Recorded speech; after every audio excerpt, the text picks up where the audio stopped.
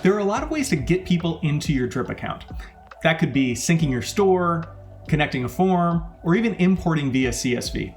We're going to talk about that last one here and make sure that you know exactly how to get your people into Drip with the right subscription statuses.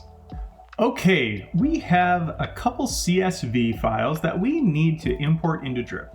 Let's first take a look at what those two files are and how to manipulate the data in here to make sure that it's ready to rock for you to use in Drip. So we've got two files here. You can see we've got unsubscribed people and subscribed people. We're actually gonna split our people up between their subscription preferences so that we can get everyone into Drip with the right email subscription. So let's take a look at this first one here. You can see in this first column, this is actually the only required field that we need in a CSV. So if you only have your people's emails, that's fine. You can just exclude all of these and just put everyone in with their email address. Of course, if you have information like first name, last name, phone, and address, it is going to be beneficial for you to push that in. It's really important that they're all lowercase. That is going to make your custom field management much easier. Let's talk about that for a second. All of these columns here are going to be custom fields. So you can see everyone is going to have a city they live in, but the city might be different, right?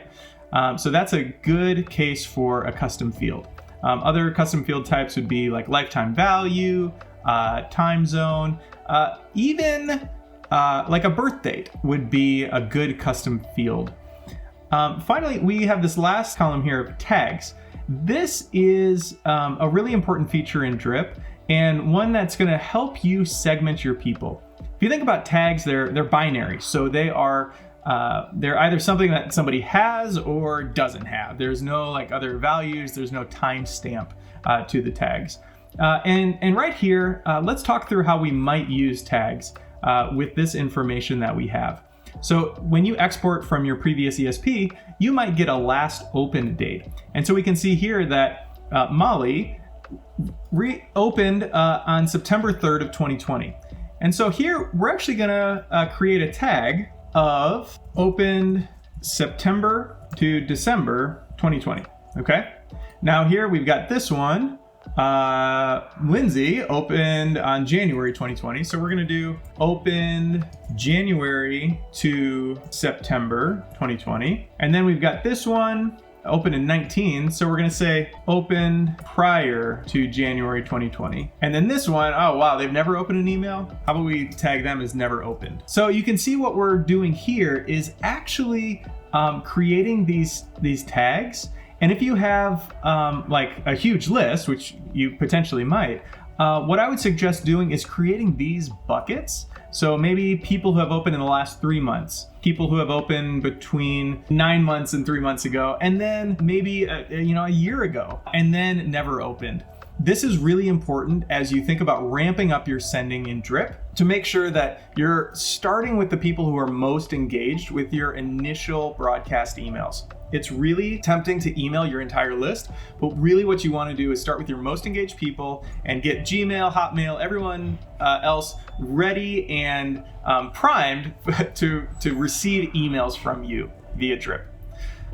Now, the other CSV we have here is unsubscribed people. That's basically the same information. Of course, we have unique email addresses here. And we're not gonna create any tags because we just don't really need to. We don't need to create an unsubscribe tag because we're just gonna set that subscription preference. So let's hop into Drip and actually take care of these. You'll see here, I've gone to File, Save As, and we wanna save these as a comma separated value as CSVs, okay? So now I'm gonna hop into Drip. I'm gonna add people. I'm gonna upload a list of people. I'm gonna upload CSV here.